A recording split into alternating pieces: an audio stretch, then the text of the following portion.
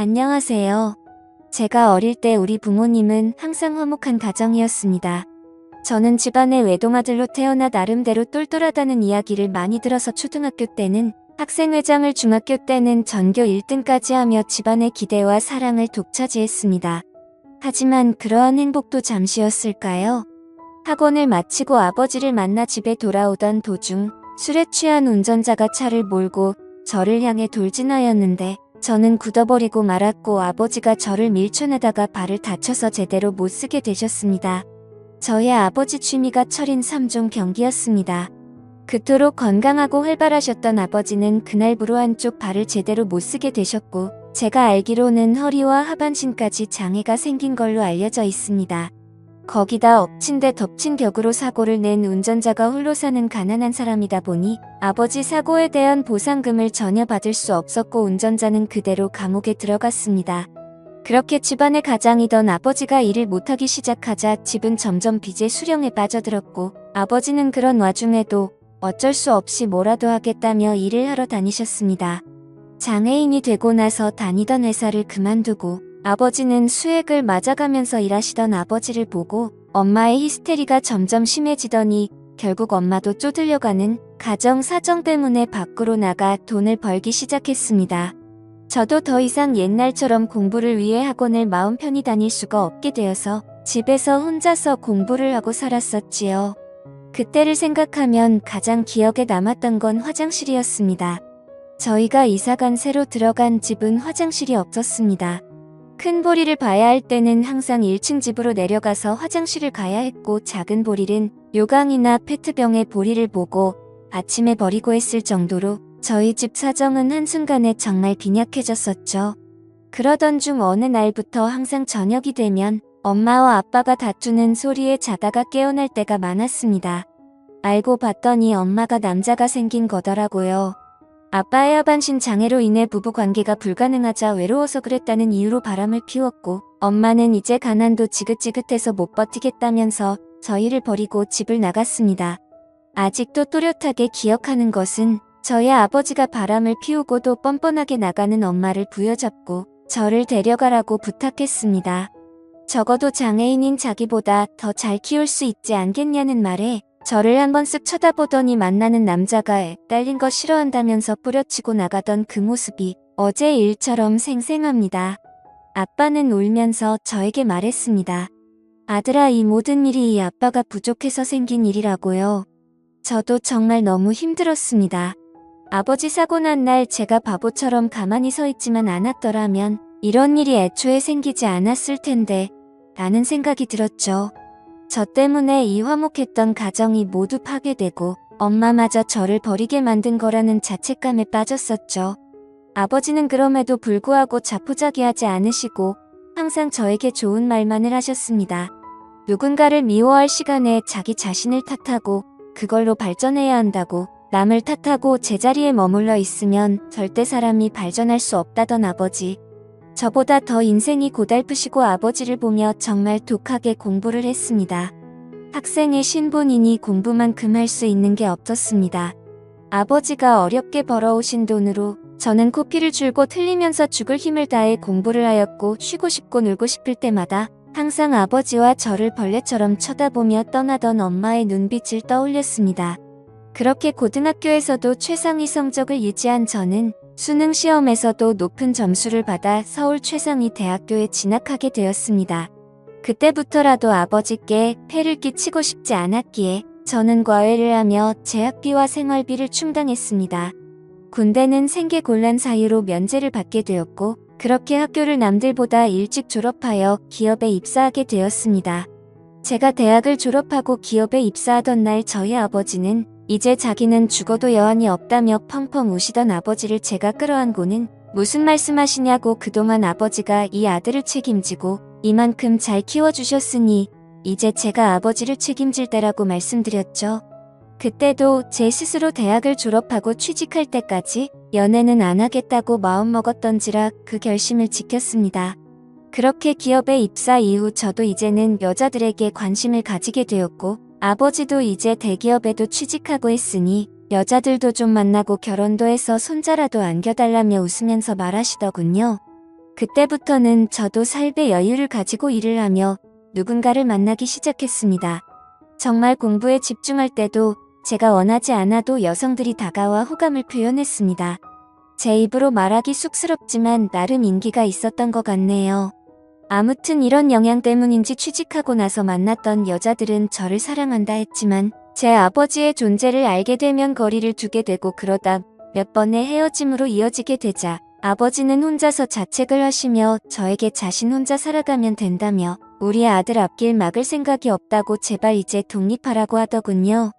제가 사람인 이상 어떻게 그럴 수가 있겠습니까? 그렇게 시간은 금방 흘러 제 나이가 30이 넘어갈 무렵 나름대로 회사에서 인정도 받고 돈도 모으게 되어서 20평대의 아파트에 들어가게 되었고 생활이 안정이 좀 될 무렵 지금의 아내를 만나게 되었습니다. 아내는 회사 동료의 소개로 만나게 된 여자였습니다. 그저 그런 지방대학 출신인데 집에는 돈이 좀 있는 여자였죠. 저를 처음 만나던 날 캐딜락 차를 몰고 나온 게 아직도 기억이 나네요. 하는 일도 없지만 차는 외제차 비싼 차를 몰 정도로 불을 과시하던 그녀. 첫눈에 제가 자기 이상형이라며 만난 지 일주일 만에 적극적인 그녀의 대시에 사귀게 되었고 한 달째가 되어서는 결혼 이야기를 하더군요. 막 자기한테 장가오라면서 농담과 진담을 섞어서 했습니다. 제가 걸렸던 건 아내의 씀씀이었습니다. 있는 집 외동딸이라 그런지 제 기준에는 돈을 너무 함부로 쓰는 성향이 강했거든요. 그러면서 저에게 더욱 적극적으로 다가오는 그녀에게 저도 넘어가게 되었습니다. 아내 집에 처음으로 인사드리러 간 날 장모가 저를 곱지 않은 눈으로 쳐다보더군요. 자기 집이 어떤 집인데 하면서요. 하지만 아내가 외동딸이라 그런 건지 장인이든 장모든 꼼짝을 못하는 듯 했습니다. 결국 아내의 투정에 마지못해 결혼을 허락하셨고 아내는 바로 저희 아버지 문제를 말하더군요. 남편 아버지께서 거동이 좀 불편하시긴 한데 그렇다고 혼자서 아예 못 움직이시지는 않으셔서 괜찮다고 말이죠. 그때 당시에는 처가에서 별로 신경을 안 쓰시는 건지 별 다른 말이 없으셨고 장인어른은 신혼집도 마련해주고 아버지의 일자리도 마련해드리겠다고 했습니다. 이후 아버지께도 조심스럽게 이야기를 드리니 이제 성인 아들이랑 사는 거 지겨웠다며 제발 나가라고 하시던 아버지. 못내 마음에 걸렸습니다만 아버지께서는 제가 계속해서 고집 부리면 못 찾는 곳으로 잠적하시겠다고 반협박식의 어조로 말씀하셨습니다. 이렇게 번개불에 콩 볶아먹듯 아내를 만난 지 반년 만에 뭔가에 홀린 듯이 결혼을 하게 되었습니다. 하지만 결혼식장에서부터 불편했습니다. 저희 아버지가 몸이 불편하셔서 있는 걸 장모님이 너무 인상을 쓰시고 가까이 있는 것조차도 꺼려하시더군요. 제가 울컥하여 한마디를 하려 하자 아버지께서 저한테 별거 아닌 일로 화내지 말라며 저를 말리셨죠. 결국 이 문제로 신혼여행을 가서까지도 아내랑 싸웠네요. 하지만 그와는 별개로 그때부터 제 생활은 많이 편해졌습니다. 아내 명의로 된 아파트와 차를 타고 출퇴근하고 결혼한 지 얼마 되지 않아 아이도 생겼고 아내는 저라면 뭐든지 다 해주려고 했었습니다. 다만 저희 아버지한테 가는 건 싫어했고 저희 아버지께서도 며느리 오는 게 불편하니 쉬는 날 저만 오라고 하시더군요. 아내의 부모님 직장인 부부는 사업을 운영하고 계십니다. 중견기업 정도는 아니고 사업장에 30명 정도가 일하는 회사입니다. 저희 아버지를 장애인 특채로 뽑아서 일을 맡기셨다고 아버지께서도 일도 편하고 사돈네가 많이 챙겨주신다네요. 그런 생활이 익숙해갈 무렵 제 아내는 점점 변해가더군요. 조그마한 일에도 화를 내고 제가 다툼이 싫어 대화를 피하고 조심하기 시작하니 그때부터 트집을 잡아 성질을 내더군요. 그러다 말다툼이 일어나 싸우게 되면 제가 화가 나서 집 밖으로 나가려고 하면 집기랑 차기랑 돈이랑 싹 다 모두 내놓고 나가라고 합니다. 무슨 소리냐니까 주변 한번 둘러봐보라고. 여기에 네 거 하나라도 있냐고. 집도 내 집이고 차도 내 차고 돈도 니네 아버지랑 너 먹여 살린다고 쓴 돈이 얼만데 다 내놓고 나가라고 소리치더라고요. 그러면서 이죽거리며 하는 말이 가관이었습니다. 네 주제에 지금 어딜 간다고? 그냥 내 밑에서 내가 시키는 대로 따르라고 하더군요. 자기한테 이렇게 함부로 대하면 곤란할 거라며 협박하던 아내의 이유를 알고 보니 결국 바람이 난 거였습니다. 자기 말에 쩔쩔매는 저에게 남성의 매력을 못 느끼고 바람을 폈던 거죠.